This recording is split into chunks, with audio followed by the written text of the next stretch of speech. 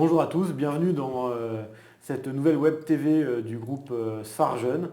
Nous avons le plaisir de recevoir Ségolène Arzalier, présidente de la commission SMART, santé du médecin anesthésiste-réanimateur au travail du Collège français des anesthésistes-réanimateurs, pour nous parler des conflits au travail. Merci Pierre-Julien, merci Jean-Philippe pour cette invitation. Alors oui, effectivement, je vais vous parler des relations de travail, puisque la commission SMART du CEFAR a lancé en mars dernier une vaste campagne intitulée Un patient, une équipe, et qui vise à prévenir et gérer les conflits sur les plateaux techniques lourds. Alors d'où est partie cette campagne ? De la constatation de conflits et de dégradation des relations de travail au quotidien au sein des blocs opératoires en particulier, mais des plateaux techniques en général.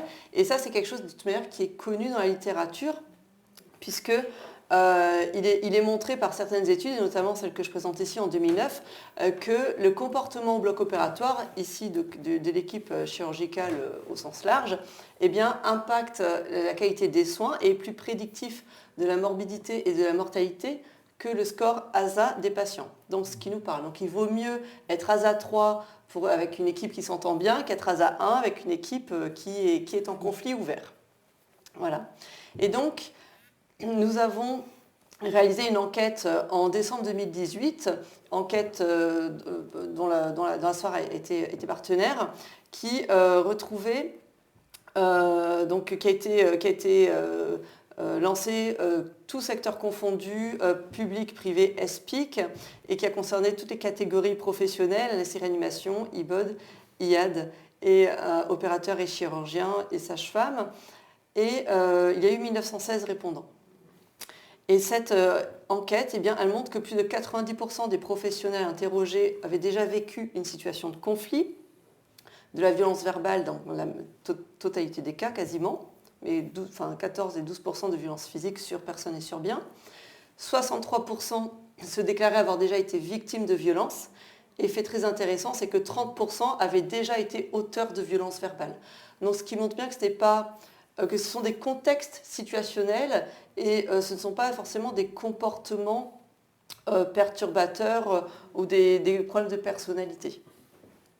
97% affirmaient que cela impactait la qualité des soins et 75% se sentaient démunis face à un conflit, alors que seulement 16% des établissements proposaient une procédure formalisée pour prendre en charge les conflits dans leur établissement. Donc nous avons mis en place cette campagne suite à ces chiffres, parce que 80% des personnes interrogées considéraient qu'une campagne et des outils seraient utiles. Parmi les causes de conflits citées par les déclarants, il y avait des problèmes de communication et d'incompréhension des priorités de chacun en tête. Ensuite, la charge de travail et le manque de personnel. Puis la mauvaise organisation des soins ou un management défaillant.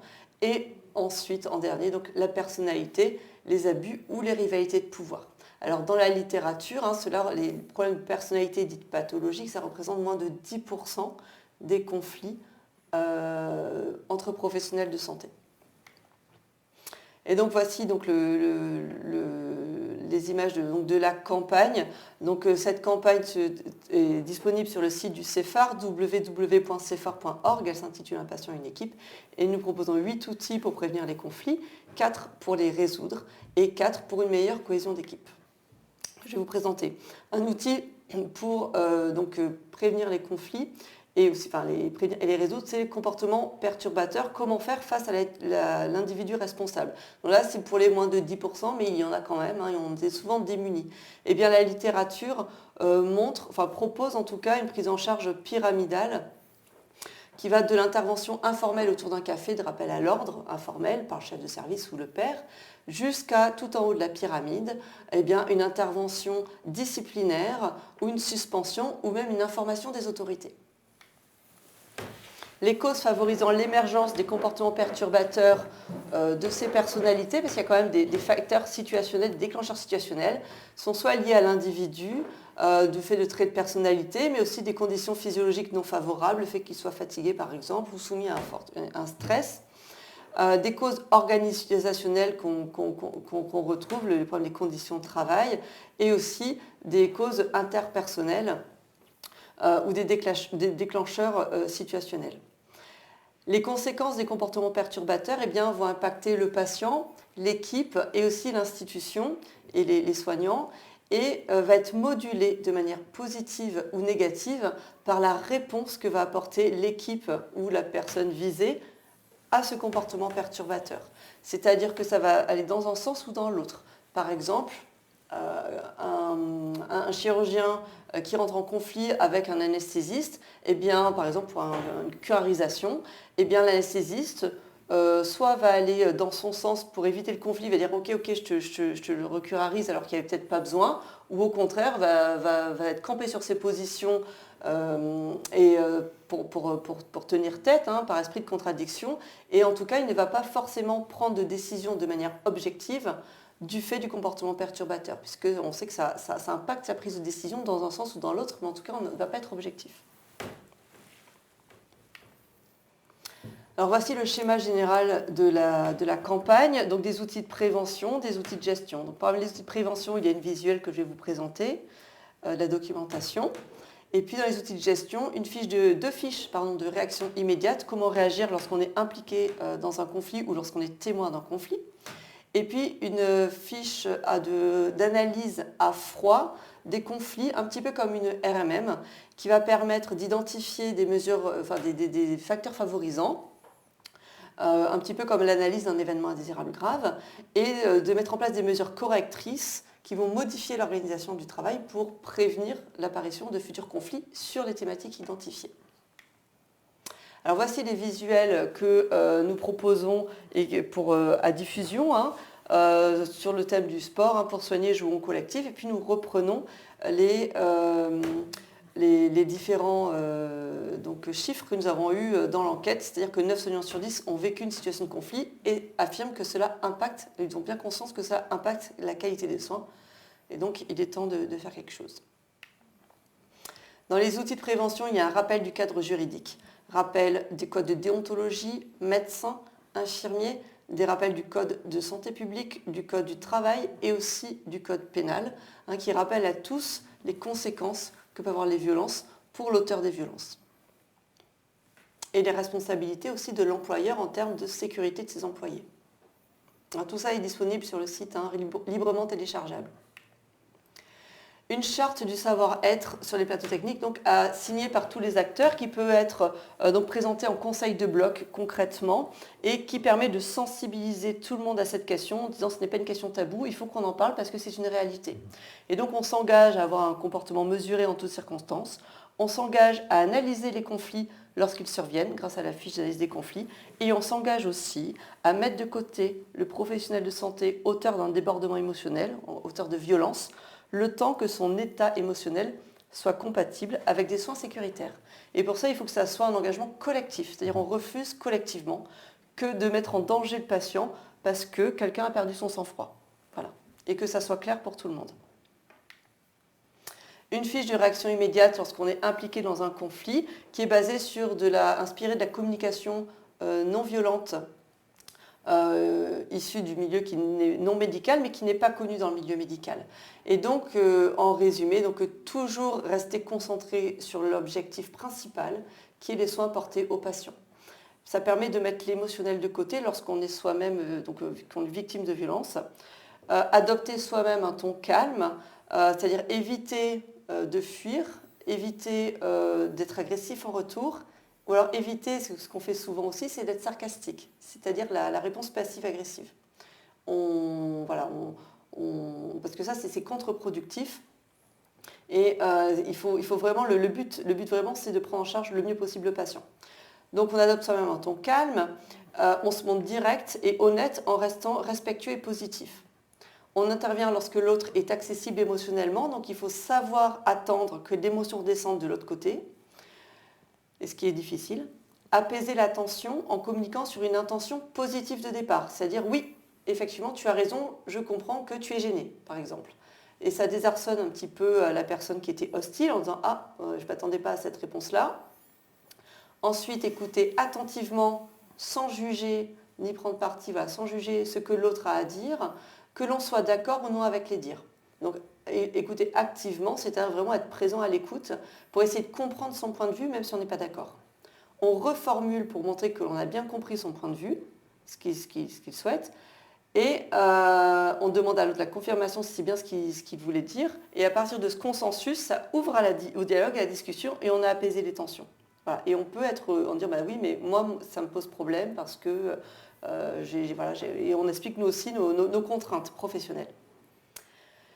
Sur cette fiche, il y a aussi un encadré comment exprimer un désaccord. Alors ça s'appelle le speaking up, notamment pour les internes, ou alors aussi ça peut être lorsqu'il y a un lien hiérarchique ou IAD médecin.